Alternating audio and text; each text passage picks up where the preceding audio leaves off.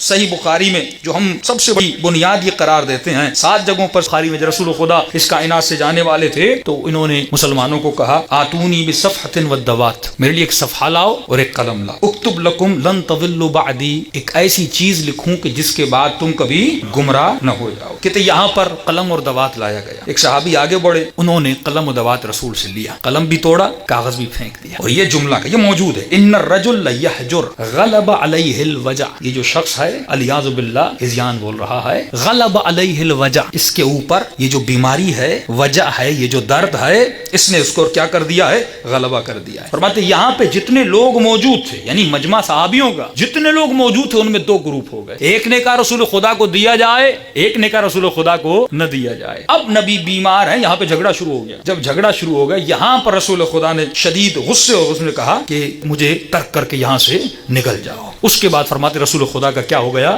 انتقال ہو گیا، اور وہاں پہ وہ جملہ جاری ہوا کہ حسبنا کتاب اللہ، ہمیں کسی کاغذ و قلم کی ضرورت نہیں ہے، ہمارے لیے کتاب خدا کافی ہے۔ یہ وہ تاثیر تھی جو اہل کتاب سے آئی تھی، وہی عقیدہ جو ان کا عقیدہ تھا کہ نبی اگر دوسری زندگی میں کچھ کرتا ہے ہمارا اس سے کچھ نہ جائے۔ آج جب بھی آپ بالخصوص وہابیوں کے پاس جاتے ہیں، وہ سنت کو زیادہ فالو نہیں کرتے، بارہا کہتے یہ بھی قرآن سے دکھا، یہ بھی قرآن سے دکھا، وہ بھی قرآن سے دکھا، کیونکہ سنت سے دور ہیں۔ خلیفہ ثانی کے زمانے تک، یعنی جناب عمر کے زمانے تک، تمام اہل سنت وضو وہی کرتے تھے جو آج شیعہ وضو کرتے ہیں۔ خلیفہ ثالث یعنی جناب عثمان کے زمانے میں وضو کی ترتیب بدل گئی۔ کیسے بدلی؟ سب کو پتا تھا کہ اس طرح وضو کرتے ہیں، لیکن ترتیب بدلی کیوں؟ انہوں نے کہا ہم قرآن سے جو نتیجہ لے رہے ہیں، ہو سکتا ہے رسول خدا نے نتیجہ اور لیا، تو انہوں نے قرآن کی آیت پڑھی کہ فَاغْسِلُوا وُجُوهَكُمْ وَأَيْدِيكُمْ إِلَى الْمَرَافِقِ، دھو اپنے چہروں کو، وَأَيْدِيكُمْ، ید ہاتھ کو کہتے ہیں، اپنے ہاتھوں کو کہاں تک؟ مرفق تک۔ آپ اہل سنت کو دیکھا ہوگا جب وضو کرتے ہیں تو پانی اوپر پھینکتے ہیں، کہتے ہیں کیونکہ لفظ تک ہے،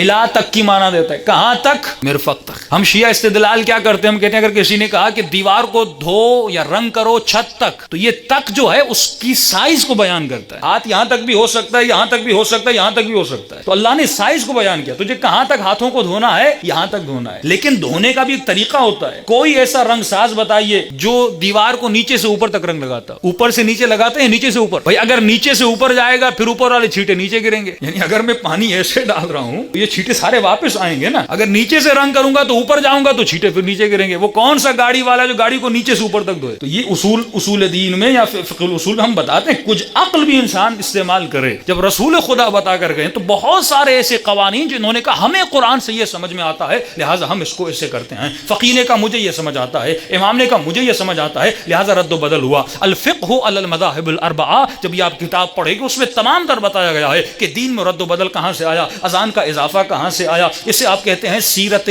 خلیفین یا شیخین کہتے ہیں۔ مولا علی جب خلافت پر آنے والے تھے تو مولا سے لوگوں نے ایک سوال کیا، کیونکہ 2 خلیفوں کے بعد ایک گروہ بنا 6-7 صحابیوں کا، اس کے بعد مروان جس میں جاتا لہٰذا وہ خلیفہ بنتا، تو امام سے اس نے ایک سوال کیا کہ علی میں ایک صورت میں آپ کی بیعت کروں گا، آپ خلیفہ بن جاؤ، مجھے کچھ سوالوں کا جواب دو۔ امام نے کہا جی، کا پہلی شرط یہ ہے آپ اللہ کے دین کو، وحدانیت کو نافذ کرو گے۔ مولا نے کہا نافذ کروں گا، اس میں کون سی نئی بات؟ کا دوسری شرط یہ ہے آپ سیرت شیخین پر عمل کرو گے۔ تو امام نے کہا میں سنت رسول پر تو عمل کروں گا، لیکن تمہارے کہنے کا مطلب کیا ہے؟ کیا سیرت شیخین سنت رسول سے الگ ہے، یا شیخین نے وہی کیا جو رسول خدا نے کیا؟ اگر تم کہتے ہو الگ ہے تو گریبان تو تمہارا پکڑا جائے گا۔ اگر سیرت شیخین وہی ہے جو رسول خدا کی سیرت ہے تو فبہا، علی کو عمل کرنے میں کیا، تا قیامت علی ان پر عمل کروائیں گے۔ اس نے کہا یا علی تجھ سے بات کرنے میں جیت تو نہیں سکتا، مجھے ہاں یا نہ میں جواب دو۔ امام نے کہا نہیں، میں سیرت رسول کو نافذ کروں گا۔ اس کے بعد خلافت مولا علی کو نہیں دی گئی، ووٹ زیادہ ہو گئے، ڈیموکریسی تھی، اور خلیفہ جناب عثمان بن گئے۔ تو پہلی چیز جو وہاں سے آئی یہ تھا کہ صرف ہمیں کلام خدا کو پکڑنا ہے، اور جو تحریفات تورات میں ہوئی ہیں، تورات میں انہوں نے کسی